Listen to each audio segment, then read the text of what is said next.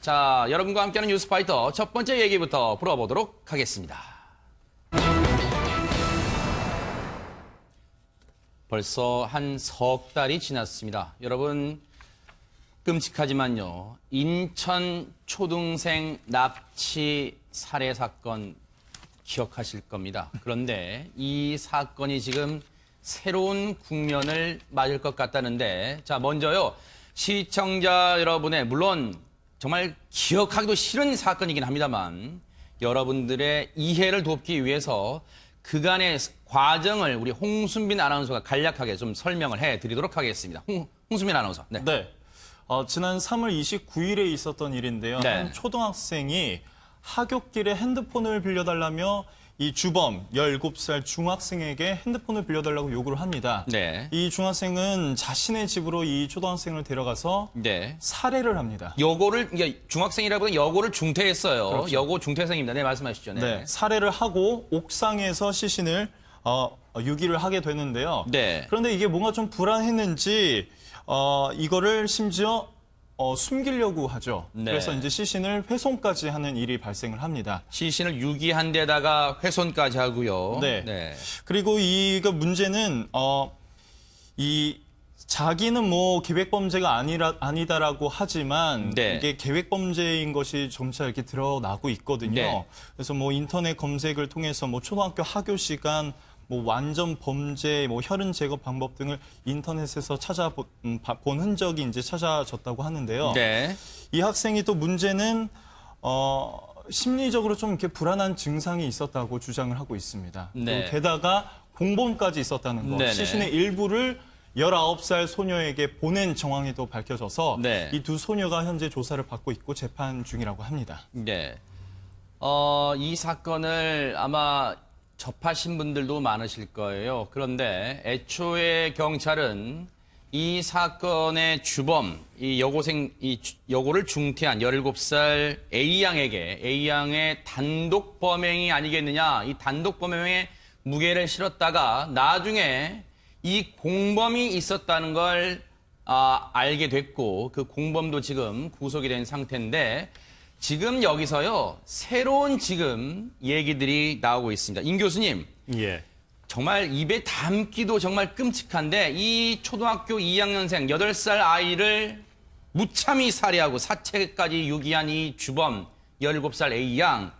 그런데요, 변호사는 지금 심신미약을 주장하고 있는데 구치소 내에서 이 주범 A양이 즐거워했다. 이런 진술이 지금 나오고 있어요.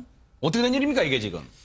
예, 사실 이 범인 같은 경우는 제가 보니까 이제 사전에 이제 범행 계획이라든지 네. 이런 부분들의 상황이 이제 많이 나타납니다. 이건 해당 그 아파트 엘리베이터 CCTV입니다. 지금 저렇게 해당 아이를 지금 데려가는 모습이에요. 네, 말씀하시죠.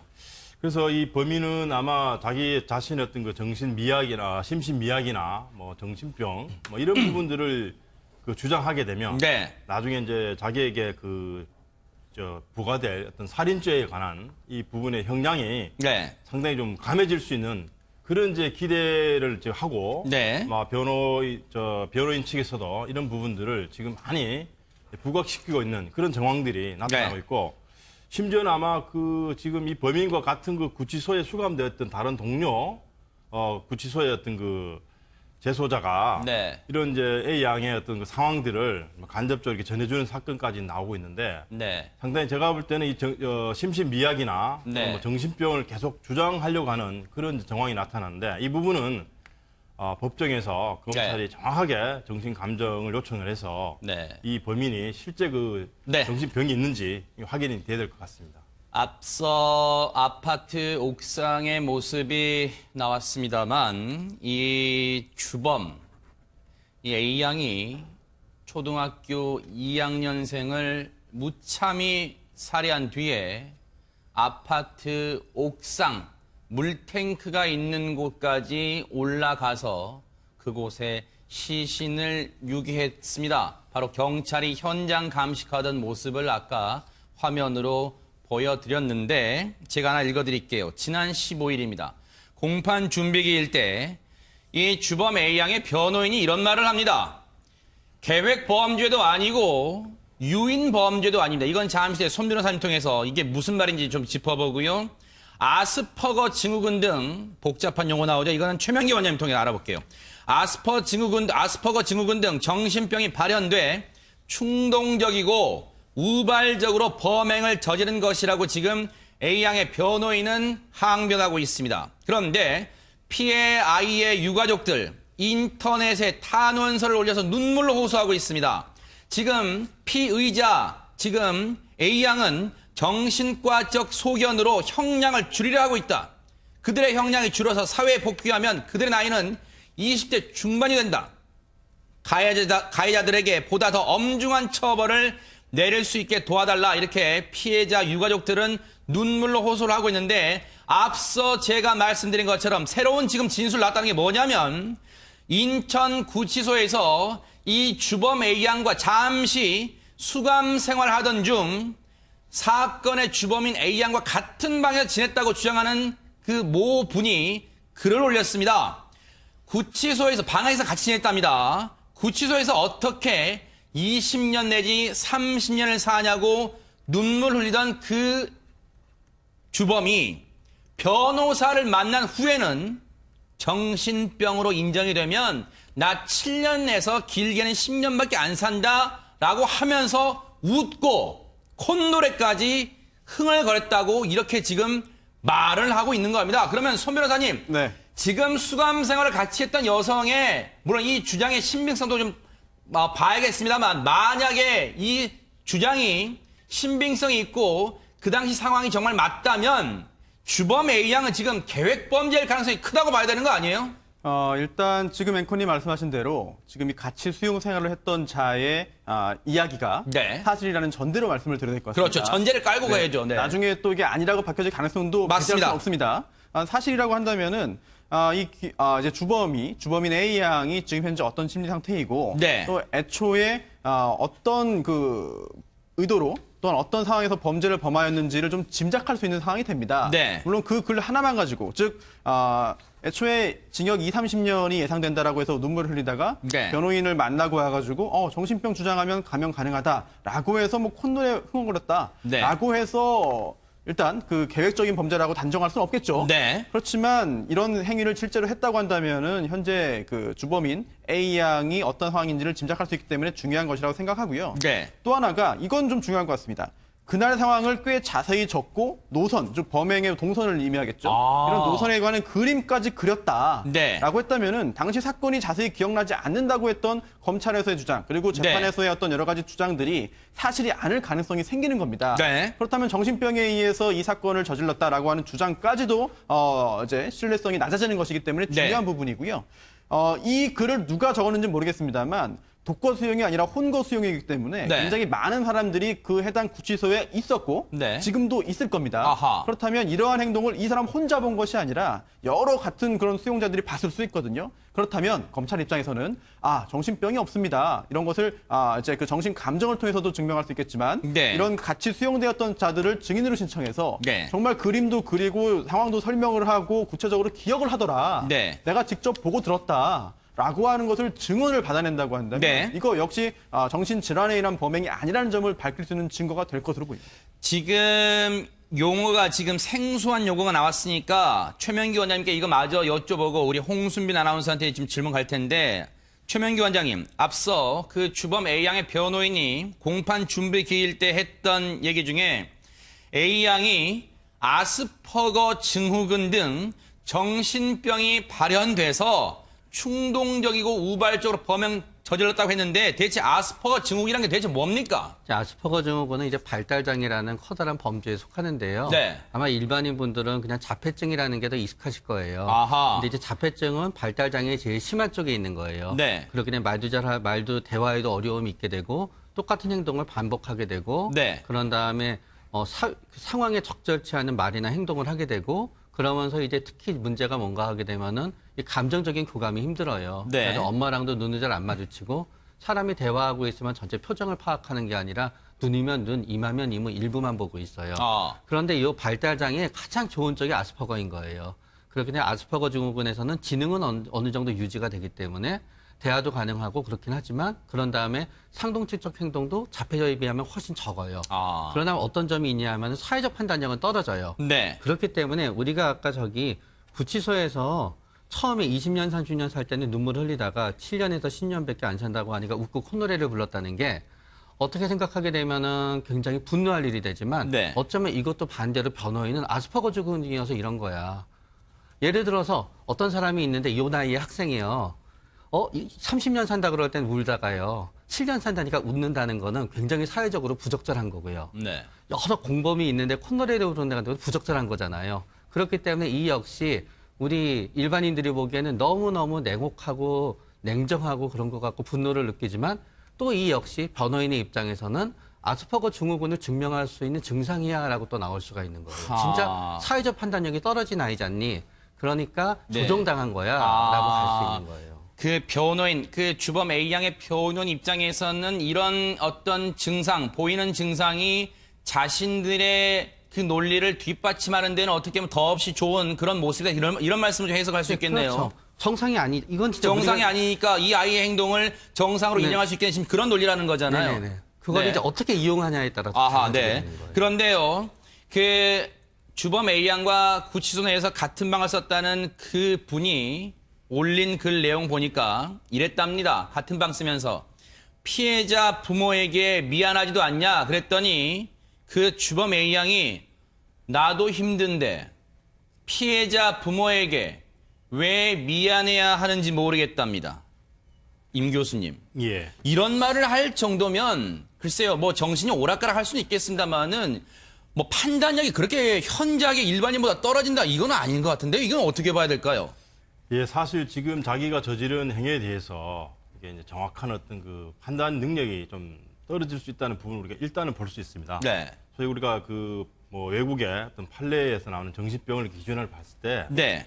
예, 범죄자가 자기가 범행을 할 때 네. 아, 내가 지금 하고 있는 일이 뭔지 모르다. 아하. 이게 뭐 살인을 하는지 사람을 때리는지 아니면 아이랑 놀고 있는지 이 사실을 모른다거나 네. 또는 내가 지금 누군가를 때리고 있는데 누군가를 죽이려고 하는데 이 일이 잘못되었는지 잘된 일인지 자체를 모르는 거죠. 네. 막 이런 경우에 우리가 흔히 말해서 이제 영국 같은 경우 이게 오래된 판례입니다만은 네. 그 정신병으로서 어떤 그 살인범의 죄책을 좀 감해줄 수 있는 그런 이제 우리가 이제 뭐 인세너티 디펜스라 그래요. 네. 정신병을 이제 인정해줄 수 있는 경우인데 네. 이 경우에 그 A 양 같은 경우는 자기가 아이를 유인할 때 그다음에 살해한 후에 어떤 그 정황들 이런 걸 보면 적어도 전체적으로 보면 어떤 정신적인 어떤 그 결함이 있을 수 있지만 네. 적어도 범행 당시와 범행 전후의 사정을 보면 네. 충분히 자기가 아이를 유인해서 살해한다는 정황을 알고 있고요. 네. 또 사체를 처리하는 과정이라든지 또 자기가 잘못한 부분까지 어느 정도 인지를 하고 있기 때문에 적어도 범행 시점에 있어서는 이 정신병을 계속 주장하기에는 좀 어려운 그런 상황인 것 같습니다. 지금 보면요, 사건 당일날까지 지금 뭐 술을 마셨다 하는데 지금 공범 얘기를 안 할 수가 없습니다. 공범 얘기는 우리 홍순민 아나운서 좀 물어볼 텐데, 네. 아까 제가 말씀드렸지만 경찰은 애초에 CCTV 등을 분석했을 때 주범 A 양이 2차례에 걸쳐서 이 시신이 담긴 이 쓰레기 비닐봉지를 운반했던 점을 미뤄봤을 때 단독범의 무게를 뒀단 말이에요. 그런데 네. 수사를 계속하다 보니까 공범이 있었던 게 드러났고 이 주범과 공범이 주고받은 문자도 지금 확보를 했죠. 어떤 내용이었습니까? 네, 뭐 이렇게 공범에게 이 시체 일부를 뭐 선물로 줬냐 네. 뭐 이렇게 물어보니까 너무나 아무렇지도 않게 얘기를 했고 사건 네. 당일까지 자신의 어떤 계획에 대해서 이 공범과 얘기를 했다고 합니다. 네. 그리고 사건 후에도 공범에게 이 시신의 일부를 보내기까지 했는데 네. 둘이 이 사건 당일에 기분 좋게 술까지 마셨다고 합니다. 네, 굉장히 지금 또 보면 이해할 수 없는 행동이네요. 지금 문자 내용을 읽어드릴게요. 범행 전에 저겁니다. 이런 표현을 썼답니다, 여러분. 주범 A 양이요 사냥 나간다는 표현을 썼답니다. 공범 B 양한테 사냥을 나간다. 그리고 나서 이 정말 아무 죄도 없는 이 세상에 태어나서 정말 앞으로 많은 일을 할 이 초등학교 2학년 8살 여자아이를 유인해서 살해한 후에 다시 문자를 나눕니다. 집에 왔다. 상황이 좋았답니다. 이게 할 소리입니까? 그랬더니 공범이란 사람이 문자로 뭐라 그러냐면 살아있어? 손가락 예쁘니? 이런 문자를 했고요. 그랬더니 살아있다. 여자아이 예쁘다. 이런 문자를 주고받고 홍순빈 아나운서 설명처럼 둘이 당일날 술까지 마십니다. 정말로 천인공노할 범죄라고 이런 표현 갖고는 손 변호사님 부족해요. 이 두 사람의 행동은. 그렇죠. 사실 잘 이해가 가지 않는 상황이고 도대체 무슨 이유에서 이렇게 참 잔인하고 극악무도한 그런 그 범행을 저질렀고 또 그 과정에서 도대체 이 둘이 어떤 사이길래 이런 말도 안 되는 일들을 벌였나. 그리고 범행을 벌인 후에도 또 이 둘이 같이 또 시간을 보내지 않습니까? 이런 것을 볼 때 도대체 이 둘이 어떻게 만났고 도대체 이 둘이 어떤 관계였는지 그동안에 어떤 그 같이 좀 사회적으로 문제가 됐던 사건들을 볼 때 인터넷상에서 만나서 뭔가 역할을 주고받는 그런 네. 쪽에서 같이 있었던 거 아니냐라는 이야기들이 있는데요. 만약 그렇다고 한다면은 유사한 범죄가 또 발생할 가능성이 있습니다. 네. 그렇다면 이런 문제를 해결하기 위해서 좀 머리를 맞대고 논의를 해야 되는데 네. 이런 어린 학생들이 물론 나이가 어리다고 해서 무조건 범죄에서 이제 그 멀어지는 건 아닙니다만 네. 나이가 어린 학생들이 더욱더 어린 완전히 자신을 방어할 능력이 없는 10살도 되지 않은 8살짜리 아이에 대해서 이런 범죄를 벌였다는 것에 대해서는 네. 대가값을 반드시 치러야 되는 상황입니다. 당시 CCTV, 아파트 단지 내 CCTV 영상입니다. 지금 아이를 유인해서 지금 자신의 거처로 데려가는 모습이에요. 네. 지금 저희가 구체적으로 저 위치는 말하지 않겠습니다. 인천에 있는 한 아파트입니다. 지금요, 저 주범이요, 피해 아동과 동은 다르지만요, 같은 아파트 단지 내에 살고 있는 주민이라는 것 때문에 지금 이 아파트 주민들은 지금 충격이 지금 상당합니다. 지금 우리 아파트에 이런 일이 일어나다니 지금 끔찍하다는 것을 넘어서 지금 경악을 금치 못하고 있는 그런 상황이에요. 지금요, 손 변호사님. 네. 이 주범 A양이라는 사람이 이런 말을 했답니다. 지금 행동 하나하나가 자신은 어떻게 하면 지금 이 형량을 줄여볼까 온통 그 생각 같아요. 지금 뭐라 그러냐면 지금까지 공범 B양을 보호해야겠다는 생각 때문에 거짓 진술을 했답니다. 그러면서 B양이 사람을 죽이라고 했다. 네. 살인은 나의 도덕적 관념과 맞지 않지만 사람을 죽이라는 지시를 수행해야 한다는 강박에 시달렸다. 글쎄요. 네. 이거 그냥 떠넘기기 아니에요? 일단 지금 현재 두 명이 등장하잖아요. 네. 공범과 주범이라고 일컫습니다. 지금 A양, 네. B양이라고 A양, 하는데 B양, 네. A양, B양인데 결국은 모두 다 그 자신의 행위에 대한 책임을 져야 되는 것이고요. 네. 아직까지 이 둘이 구체적으로 어떻게 이 범행에 가담했는지 역할 분담이라든지 이런 것들이 확인되지 않았습니다. 재판받는 중이죠. 네. 그런데 중요한 게 지금 이 A양이 굉장히 좀 중요하게 진술을 바꾼 거 아니겠습니까? 네. 처음에는 본인이 혼자 했다라고 네. 했습니다만 지금은 바꿨습니다. 그래서 B양이 시켜서 했다. 교사를 받았다고 했으니까 풀어서 네. 말씀드리면 B양이 시켜서 한 것이다라는 의미 아니겠습니까? 네. 그런데 보통 이런 경우에 양심의 가책을 느껴서 죄를 이제 죄의 용서를 구하면서 사실을 밝히는 경우가 있고요. 네. 아니면은 그것보다는 가족이나 기타 그 지인들이 너 이렇게 하다가는 큰일 난다. 차라리 다 말해라. 라고 네. 해서 하는 경우도 있고요. 네. 그렇지 않으면 변호인이 이거는 다 사실대로 밝히고 이제 실제적으로 형량을 좀 줄여보자. 네. 라고 하는 권유를 해서 하는 경우도 있고 아니면은 이제 본인이 그냥 사실관계를 밝히는 게 중요하다고 생겼기 때문에 이렇게 밝히는 경우도 있습니다. 그런데 네. 지금 이 경우에는요. 지금 그 담당 검사가 이런 말도 했죠. 거짓말하는 건 아니냐라고 추궁했더니 네. 가족과 친척들 그리고 피해자의 억울함을 풀어주기 위해서 말한다라고 했습니다. 네. 그리고 처음에는 이 B양을 감싸주는 게 옳다고 생각했는데 지금 보니까 아닌 것 같다라고 네. 했거든요.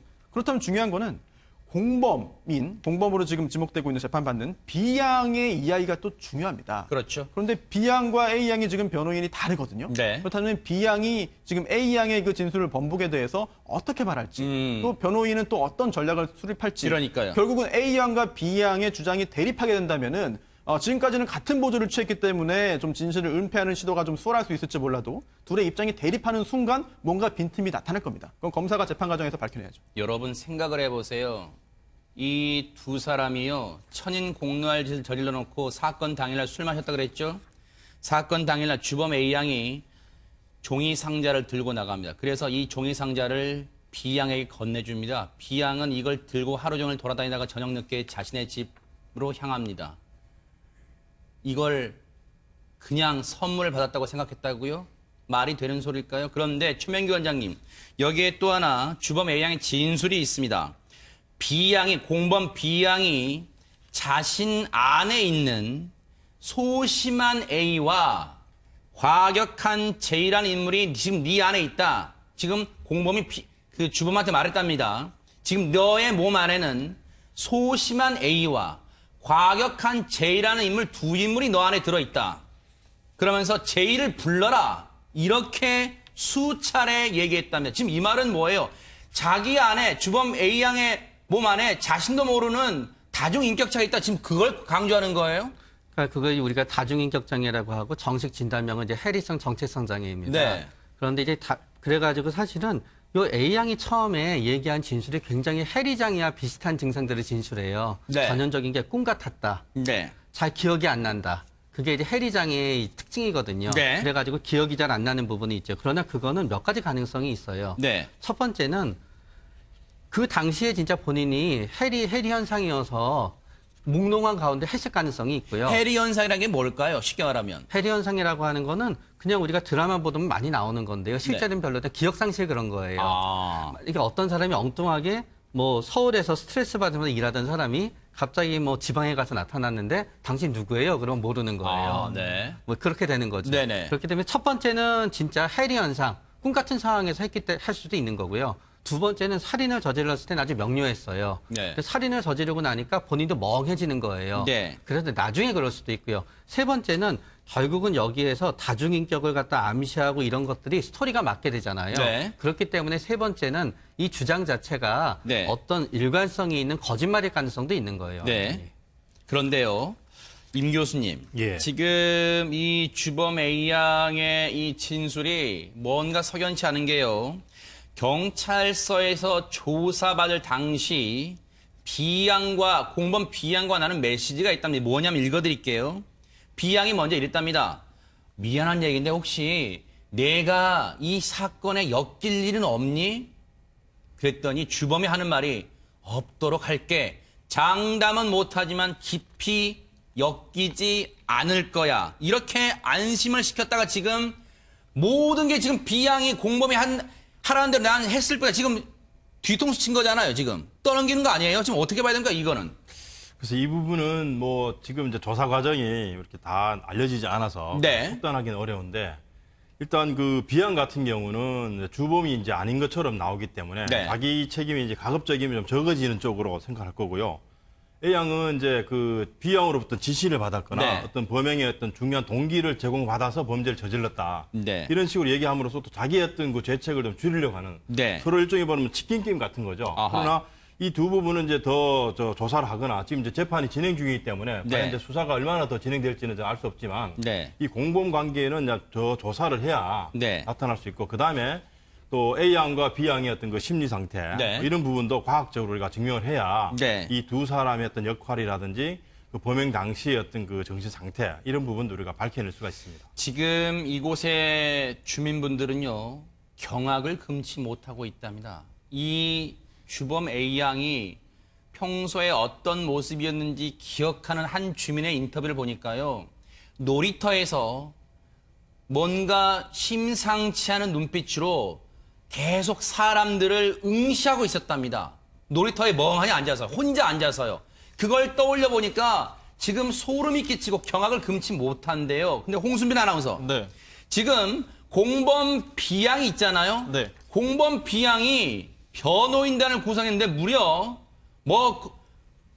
검찰 출신, 부장급 출신, 그 검찰 출신 변호사 등 네. 12명의 멤버드급 변호인단 꾸리고 있다. 그런 말도 들려요, 지금. 네, 그렇습니다. 이 공범 B양을 변호하고 있는 사람이 한 명이 아니라 네. 정말 변호인단을 꾸렸다고 이제 12명 정도 되는 변호인단을 꾸렸다고 하는데 12명의 변호인이면요, 손 변호사님 계시지만 그것도 부장검사급 출신이면 돈이 수억 드는 거 아니에요? 네. 일단 그건 잠시 뒤에 여쭤볼게요. 네, 말씀하세요. 네, 이 B양이 부모는 지금 강남에 지금 살고 있어서 어느 정도로 경제적으로 좀 부유한 집안층에 속할 것으로 보이고요. 네. 그런데 이걸 이제 안 네티즌들이 뭐 돈으로 윤리와 도덕을 이렇게 덮으려고 한다. 네. 뭐 이런 얘기들이 나오면서 굉장히 또 안타까워하는 심정을 많이 드러냈습니다. 안타까워하는 게 아니겠죠. 지금 거의 뭐 지금 찢어지죠. 공문하는 거 아니에요? 지금 돈으로 이렇게 사람을 무참히 살해하는 범죄 가담해놓고 자기는 빠져나가라고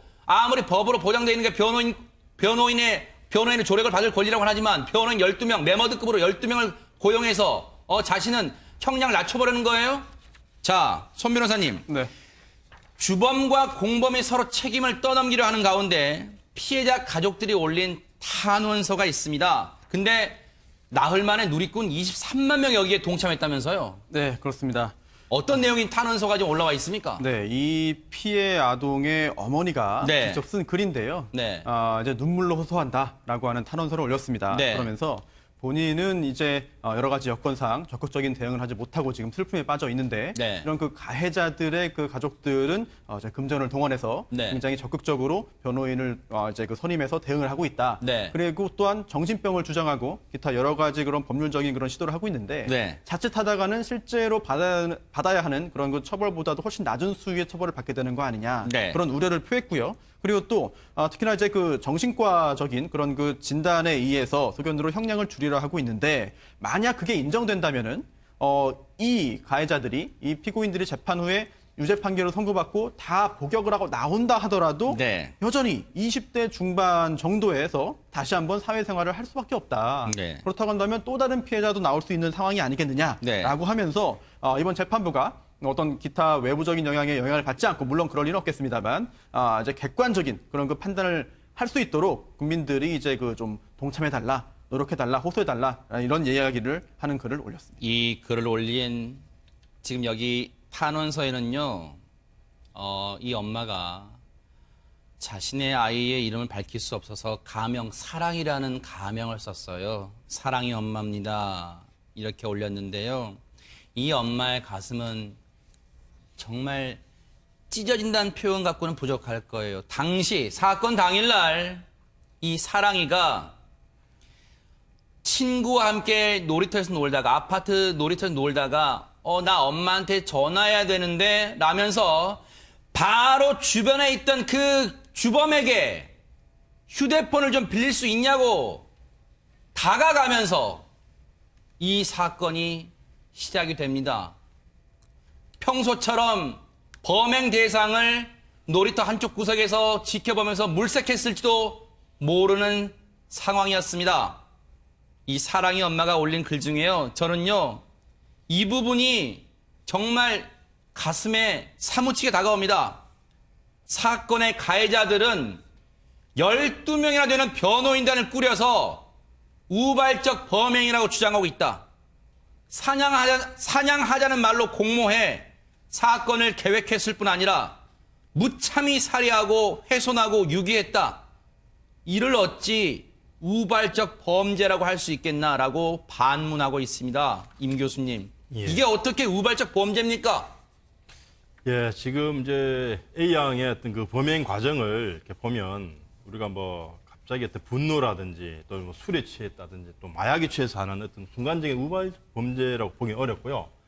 우리가 그 범죄를 저지르는 그 과정을 보면 이제 준비 단계, 물론 이제 그 전에 마음을 먹었던 그 과정까지 이제 포함이 되겠죠. 준비 단계, 그다음 실행 단계, 그다음에 범행을 이제 종료하고 난 이후에 어떤 사체를 유기하는 과정, 그다음에 공무원 B양과의 어떤 대화 이런 것들을 보면 이거는 제가 볼 때 물론 피의자 또 피고인 입장에서는 정신병인 어떤 심신미약의 가능성을 계속 주장하고 있지만 적어도 이 범행 전과 범행 중 또 범행 실행 후의 전 과정을 놓고 보면 그건 지극히 주도 면밀한 어떤 고의를 갖고 범행을 저지른 그런 어떤 정황들을 우리가 객관적으로 확인할 수 있습니다. 그래서 일반적으로 지금 주장하는 정신 뭐 이상이라든지 심신미약의 쪽보다는 이 범행 전체로 보면 이 고의에 의한 사전에 준비된 그런 이제 범행으로 우리가 보는 것이 더 합리적인 판단이 아닐까 저는 그렇게 생각하고 있습니다. 자신은 이 끔찍한 범행에 가담해놓고 공범인 사람이 매머드급 변호인단 12명을 고용해서 형량을 낮춰보려 한다고요? 정말 기가 차고 분통이 터집니다. 우리 사회가 사랑이를 지켜내는 우리 사회가 철저한 처절한 반성을 해야겠습니다. 그리고 사랑이가 부디 편하게 눈을 감을 수 있기 위해서는 반드시 이 사건의 진실을 파헤쳐 주기를 경찰에게 부탁을 드리겠습니다. 하고 있으면 전체 표정을 파악하는 게 아니라 눈이면 눈, 이마면 이마 일부만 보고 있어요. 그런데 이 발달장애의 가장 좋은 쪽이 아스퍼거인 거예요. 그렇기 때문에 아스퍼거 증후군에서는 지능은 어느 정도 유지가 되기 때문에 대화도 가능하고 그렇긴 하지만 그런 다음에 상동측적 행동도 자폐자에 비하면 훨씬 적어요. 그러나 어떤 점이 있냐 하면 사회적 판단력은 떨어져요. 네. 그렇기 때문에 우리가 아까 저기 구치소에서 처음에 20년, 30년 살 때는 눈물 흘리다가 7년에서 10년밖에 안 산다고 하니까 웃고 콧노래를 불렀다는 게 어떻게 생각하게 되면은 굉장히 분노할 일이 되지만 네. 어쩌면 이것도 반대로 변호인은 아스퍼거 증후군이어서 이런 거야. 예를 들어서 어떤 사람이 있는데 이 나이에 학생이에요. 30년 산다 그럴 땐 울다가요. 7년 산다니까 웃는다는 거는 굉장히 사회적으로 부적절한 거고요. 네. 여러 공범이 있는데 콧노래를 부른다는 건 부적절한 거잖아요. 그렇기 때문에 이 역시 우리 일반인들이 보기에는 너무너무 냉혹하고 냉정하고 그런 것 같고 분노를 느끼지만 또 이 역시 변호인의 입장에서는 아스퍼거 증후군을 증명할 수 있는 증상이야라고 또 나올 수가 있는 거예요. 진짜 사회적 판단력이 떨어진 아이지 않니? 그러니까 네. 조종당한 거야라고 할 수 있는 거예요. 그 변호인, 그 주범 A양의 변호인 입장에서는 이런 어떤 증상, 보이는 증상이 자신들의 그 논리를 뒷받침하는 데는 어떻게 보면 더없이 좋은 그런 모습이다. 이런 말씀을 좀 해석할 수 있겠네요. 그렇죠. 정상이 아니, 이건 진짜 정상이 우리가... 아니니까 이 아이의 행동을 정상으로 네. 인정할 수 있겠는 지금 그런 논리라는 거잖아요. 네네네. 그걸 네. 이제 어떻게 이용하냐에 따라서 아하, 네. 달라지는 거예요. 그런데요, 그 주범 A양과 구치소 내에서 같은 방을 썼다는 그 분이 올린 글 내용 보니까 이랬답니다. 같은 방 쓰면서 피해자 부모에게 미안하지도 않냐 그랬더니 그 주범 A양이 나도 힘든데 피해자 부모에게 왜 미안해야 하는지 모르겠답니다. 임 교수님. 예. 이런 말을 할 정도면 글쎄요, 뭐 정신이 오락가락 할 수는 있겠습니다만은 뭐 판단력이 그렇게 현저하게 일반인보다 떨어진다 이건 아닌 것 같은데 이건 어떻게 봐야 될까요? 예, 사실 지금 자기가 저지른 행위에 대해서 이게 이제 정확한 어떤 그 판단 능력이 좀 떨어질 수 있다는 부분을 우리가 일단은 볼 수 있습니다. 네. 소위 우리가 그 뭐 외국의 어떤 판례에서 나오는 정신병을 기준을 봤을 때 네. 예, 범죄자의 는지를 좀 짐작할 수 있는 상황이 됩니다. 네. 물론 그 글 하나만 가지고 즉 애초에 징역 2, 30년이 예상된다라고 해서 눈물을 흘리다가 네. 변호인을 만나고 와가지고 정신병 주장하면 감형 가능하다라고 해서 뭐 콧노래 흥얼거렸다라고 네. 해서 일단 그 계획적인 범죄라고 단정할 수는 없겠죠. 네. 그렇지만 이런 행위를 실제로 했다고 한다면은 현재 그 주범인 A 양이 어떤 상황인지를 짐작할 수 있기 때문에 중요한 것이라고 생각하고요. 네. 또 하나가 이건 좀 중요한 것 같습니다. 그날 상황을 꽤 자세히 적고 노선, 즉 범행의 동선을 의미하겠죠. 이런 노선에 관한 그림까지 그렸다라고 네. 했다면은 당시 사건이 자세히 기억나지 않는다고 했던 검찰에서의 주장 그리고 재판에서의 어떤 여러 가지 주장들이 사실이 아닐 가능성이 생기는 겁니다. 네. 그렇다면 정신병에 의해서 이 사건을 저질렀다라고 하는 주장까지도 이제 신뢰성이 낮아지는 것이기 때문에 중요한 네. 부분이고요. 이 글을 누가 적었는지 모르겠습니다만 독거 수용이 아니라 혼거 수용이기 때문에 네. 굉장히 많은 사람들이 그 해당 구치소에 있었고 네. 지금도 있을 겁니다. 아하. 그렇다면 이러한 행동을 이 사람 혼자 본 것이 아니라 여러 같은 그런 수용자들이 봤을 수 있거든요. 그렇다면 검찰 입장에서는 정신병이 없습니다. 이런 것을 이제 그 정신 감정을 통해서도 증명할 수 있겠지만 네. 이런 같이 수용되었던 자들을 증인으로 신청해서 네. 정말 그림도 그리고 상황도 설명을 하고 구체적으로 기억을 하더라. 네. 내가 직접 보고 들었다. 라고 하는 것을 증언을 받아낸다고 한다면 네. 이거 역시 정신질환에 의한 범행이 아니라는 점을 밝힐 수 있는 증거가 될 것으로 보입니다. 지금 용어가 지금 생소한 용어가 나왔으니까 최명기 원장님께 이거 마저 여쭤보고 우리 홍순빈 아나운서한테 지금 질문 갈 텐데 최명기 원장님 앞서 그 주범 A양의 변호인이 공판 준비 기일 때 했던 얘기 중에 A양이 아스퍼거 증후군 등 정신병이 발현돼서 충동적이고 우발적으로 범행 저질렀다고 했는데 대체 아스퍼거 증후군이란 게 대체 뭡니까? 아스퍼거 증후군은 이제 발달장애라는 커다란 범죄에 속하는데요. 네. 아마 일반인 분들은 그냥 자폐증이라는 게 더 익숙하실 거예요. 아하. 근데 이제 자폐증은 발달장애의 제일 심한 쪽에 있는 거예요. 네. 그렇기 때문에 말도 대화에도 어려움이 있게 되고 똑같은 행동을 반복하게 되고 네. 그런 다음에 상황에 적절치 않은 말이나 행동을 하게 되고 그러면서 이제 특히 문제가 뭔가 하게 되면은 이 감정적인 교감이 힘들어요. 네. 그래서 엄마랑도 눈을 잘 안 마주치고 사람이 대화 자, 여러분과 함께하는 뉴스파이터 첫 번째 얘기부터 풀어보도록 하겠습니다.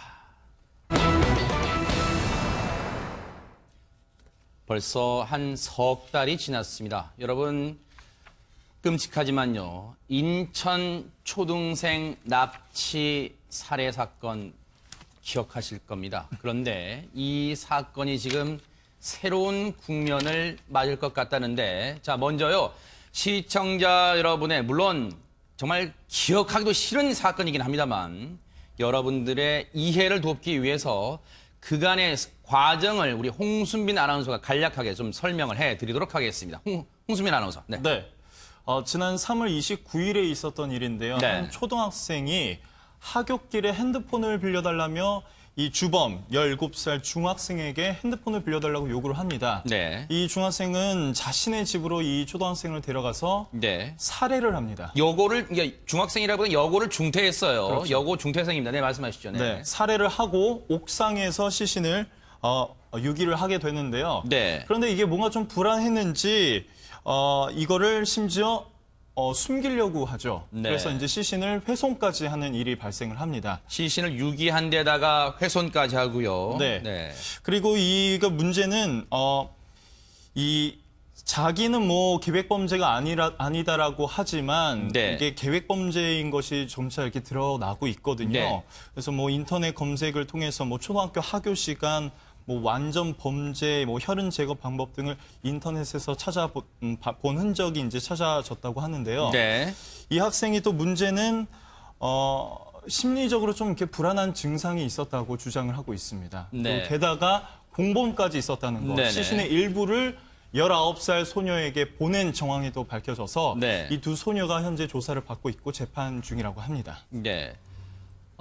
이 사건을 아마 접하신 분들도 많으실 거예요. 그런데 애초에 경찰은 이 사건의 주범, 이 여고를 중퇴한 17살 A양의 단독 범행이 아니겠느냐, 이 단독 범행에 무게를 실었다가 나중에 이 공범이 있었다는 걸 알게 됐고, 그 공범도 지금 구속이 된 상태인데, 지금 여기서요, 새로운 지금 얘기들이 나오고 있습니다. 임 교수님, 예. 정말 입에 담기도 정말 끔찍한데, 이 초등학교 2학년생 8살 아이를 무참히 살해하고 사체까지 유기한 이 주범 17살 A양. 그런데요, 변호사는 지금 심신미약을 주장하고 있는데, 구치소 내에서 이 주범 A양이 즐거워했다, 이런 진술이 지금 나오고 있어요. 어떻게 된 일입니까, 이게 지금? 예, 사실 이 범인 같은 경우는 제가 보니까 사전에 이제 범행 계획이라든지 네. 이런 부분들의 상황이 이제 많이 나타납니다. 이건 해당 그 아파트 엘리베이터 CCTV입니다. 지금 저렇게 해당 아이를 지금 데려가는 모습이에요. 네, 말씀하시죠. 그래서 이 범인은 아마 자기 자신의 어떤 그 정신미약이나 심신미약이나 뭐 정신병 뭐 이런 부분들을 그 주장하게 되면 네. 나중에 이제 자기에게 부과될 어떤 살인죄에 관한 이 부분의 형량이 네. 상당히 좀 감해질 수 있는 그런 이제 기대를 이제 하고 네. 변호인 측에서도 이런 부분들을 지금 많이 부각시키고 있는 그런 정황들이 나타나고 네. 있고 심지어는 아마 지금 이 범인과 같은 그 구치소에 수감되었던 다른 동료 구치소의 어떤 그 재소자가 네. 이런 이제 A 양의 어떤 그 상황들을 간접적으로 이렇게 전해주는 사건까지 나오고 있는데 네. 상당히 제가 볼 때는 이 심신미약이나 네. 뭐 정신병을 계속 주장하려고 하는 그런 정황이 나타나는데 이 부분은 법정에서 검찰이 정확하게 정신 감정을 요청을 해서 네. 이 범인이 실제 네. 정신병이 있는지 확인이 돼야 될 것 같습니다. 앞서 아파트 옥상의 모습이 나왔습니다만 이 주범, 이 A양이 초등학교 2학년생을 무참히 살해한 뒤에 아파트 옥상 물탱크가 있는 곳까지 올라가서 그곳에 시신을 유기했습니다. 바로 경찰이 현장 감식하던 모습을 아까 화면으로 보여드렸는데 제가 하나 읽어드릴게요. 지난 15일입니다. 공판 준비기일 때 이 주범 A양의 변호인이 이런 말을 합니다. 계획범죄도 아니고 유인범죄도 아닙니다. 이건 잠시 손 변호사님 통해서 이게 무슨 말인지 좀 짚어보고요. 아스퍼거 증후군 등 복잡한 용어 나오죠. 이거는 최명기 원장님 통해 알아볼게요. 아스퍼거 증후군 등 정신병이 발현돼 충동적이고 우발적으로 범행을 저지른 것이라고 지금 A양의 변호인은 항변하고 있습니다. 그런데 피해 아이의 유가족들 인터넷에 탄원서를 올려서 눈물로 호소하고 있습니다. 지금 피의자, 지금 A양은 정신과적 소견으로 형량을 줄이려 하고 있다. 그들의 형량이 줄어서 사회에 복귀하면 그들의 나이는 20대 중반이 된다. 가해자들에게 보다 더 엄중한 처벌을 내릴 수 있게 도와달라. 이렇게 피해자 유가족들은 눈물로 호소를 하고 있는데 앞서 제가 말씀드린 것처럼 새로운 지금 진술 나왔다는 게 뭐냐면 인천구치소에서 이 주범 A양과 잠시 수감 생활하던 중 사건의 주범인 A양과 같은 방에서 지냈다고 주장하는 그 모 분이 글을 올렸습니다. 구치소에서 방에서 같이 지냈답니다. 구치소에서 어떻게 20년 내지 30년을 사냐고 눈물 흘리던 그 주범이 변호사를 만난 후에는 정신병으로 인정이 되면 나 7년 내서 길게는 10년밖에 안 산다라고 하면서 웃고 콧노래까지 흥얼거렸다고 이렇게 지금 말을 하고 있는 겁니다. 그러면 손 변호사님, 네. 지금 수감 생활을 같이 했던 여성의 물론 이 주장의 신빙성도 좀 봐야겠습니다만 만약에 이 주장이 신빙성이 있고 그 당시 상황이 정말 맞다면 주범 A양은 지금 계획범죄일 가능성이 크다고 봐야 되는 거 아니에요? 일단 지금 앵커님 말씀하신 대로 지금 이 같이 수용 생활을 했던 자의 이야기가 네. 사실이라는 전제로 말씀을 드려야 될 것 같습니다. 그렇죠. 전제를 깔고 가야죠. 네. 나중에 또 이게 아니라고 밝혀질 가능성도 맞습니다. 배제할 수 없습니다. 사실이라고 한다면은 이제 주범인 A 양이 지금 현재 어떤 심리 상태이고 네. 또 애초에 어떤 그 의도로 또는 어떤 상황에서 범죄를 범하였는지